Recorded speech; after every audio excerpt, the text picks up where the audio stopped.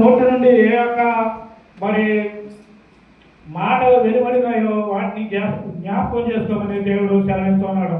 ప్రియమైన సంగమా, మరి నీవు నేను ఎలాగున్నామో దేవుని యొక్క మాటలు నువ్వు జ్ఞాపకం చేసుకుంటున్నావా?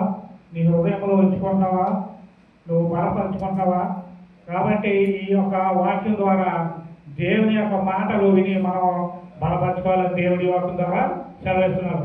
ఏదోగా చూసినట్లయితే ఆయన మన దేవుడైన యెహోవా, ఆయన తీర్పులు భూమి అంతటా జరుగుతున్నవి. మన యొక్క తీర్పు ఈ యొక్క భూమి మీద చెల్లదండి. మనం ఏదో తాత్కాలికంగా చెప్తాం కానీ అది చెల్లదని, అది చెల్లే విషయం కాదు. ఎన్నటికీ కూడా ఆ యొక్క తీర్పు కొట్టివేయబడుతుంది కానీ మన యొక్క తీర్పు అంతవరకే ఉంటాం, మన విస్తరించదు.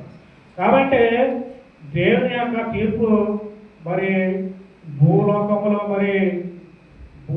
ఎంతవరకు విస్తరించబడి ఉన్నదో, ఆయన యొక్క ప్రజలు ఎంతవరకు ఉన్నారు, మరి ఈ భూమి ఆకాశం ఎంతవరకు ఉంటాయో ఆయన తీర్పు అంతవరకు ఉంటుందని దేవుడు సెలవిస్తూ ఉన్నాడు. ప్రియమైన వాళ్ళరా, ఈ యొక్క తీర్పు అన్న విషయంలో జ్ఞాపకం చేసుకొని ఆ యొక్క తీర్పుకి మనము మరి ఆ యొక్క తీర్పును అంగీకరించేవారుగా మనం ఉండాలని 7వ వాక్యం ద్వారా దేవుడు సెలవిస్తూ ఉన్నాడు. 8వగా తాను సెలవిచ్చిన మాటను 1000 తరముల వరకు అబ్రహాముతో తాను చేసిన నిబంధనను, ఇస్సాకుతో తాను చేసిన ప్రమాణమును నిత్యము ఆయన జ్ఞాపకము చేసుకొనెను. ప్రియమైన వాళ్ళారా, మరి దేవుడు మర్చిపోయే దేవుడు కాదు. కాబట్టి తాను అబ్రహాముతో ఎటువంటి మరి ఒక నిబంధన చేసుకొని ఉన్నాడో, ఆ యొక్క నిబంధన ఇస్సాకుతో కూడా తాను చేసిన ప్రమాణమును నిత్యము ఆయనను జ్ఞాపకము చేసుకొనుము.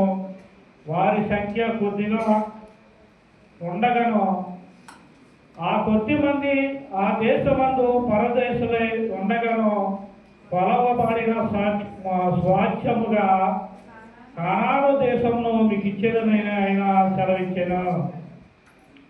ప్రియమైన వాళ్ళరా, దేవుడు మన యొక్క దేవుడు అంతరాత్మలో ఉన్నటువంటి దేవుడు. కానీ మనము ఆయన యొక్క మరి ఆయనలో ఉన్నటువంటి మరి హృదయాంతరంగముల నుండి వచ్చినటువంటి మార్పులు, మాటలు మనము మరి పసికట్టలేము, తెలుసుకోలేము. కాబట్టి ఆయన ఏమైనా చేస్తున్నాడంటే విశ్వాసంతో తాను చేసిన ప్రమాణం మనము చేస్తాం. ప్రమాణం ఎలా చేస్తే మళ్ళీ మనం ఉండగా మనిషి ఉండడం. కాబట్టి దేవుడు ఆయన ప్రమాణం చేశాడంటే మరి అది తరతరములకు ఆ ప్రమాణము కట్టుబడి నిలబడి ఉంటుందని దేవుడు ఇస్సాకుతోటి చేసిన నిబంధనను ఈ ప్రకారంగా ఈ విధంగా తెలియజేస్తూ ఉన్నాడు. వారి సంఖ్య కొద్దిగా ఉండగాను, వారి సంఖ్య ఎంతైనా కానీ, కొద్దిమంది అయినా కానీ ఉండగా కానీ, ఆ కొద్దిమంది ఆ దేశమందు పరదేశులై ఉండగాను, ఆ కొద్దిమంది ఆ యొక్క పరదేశంలో ఉన్నప్పుడు కొలవబడిన స్వాస్థ్యముగా. చూడండి, మనం ఏదన్నా కొండకి వెళ్ళినప్పుడు అది ఒక కొంత అంటూ ఉంటారు. ఆ కొంత దాని యొక్క ప్రమాణం, దాని యొక్క నీతి నిజాయితీ, దాని యొక్క మరి అమరిక, దాని యొక్క కొలత ఎంతవరకు ఉంటుంది? ఇప్పుడు చూసారా, తూనికలు, రాళ్ళు ఇవన్నీ ఉంటాయి. అవి ఒక కొలత ఉంటుంది. ఆ కొలత ప్రకారంగా అవి దాన్ని వేస్తూ ఉంటారు అన్నమాట. ఆ విధంగా మరి పరదేశులై ఉండగాను కొలవబడిన స్వాస్థ్యముగా మరి దేవుడు వారిని కానాను దేశమును మీకు ఇచ్చేదని ఆయన సెలవిస్తూ ఉన్నాడు. ప్రియమైన వాళ్ళారా, మనము దేవుడు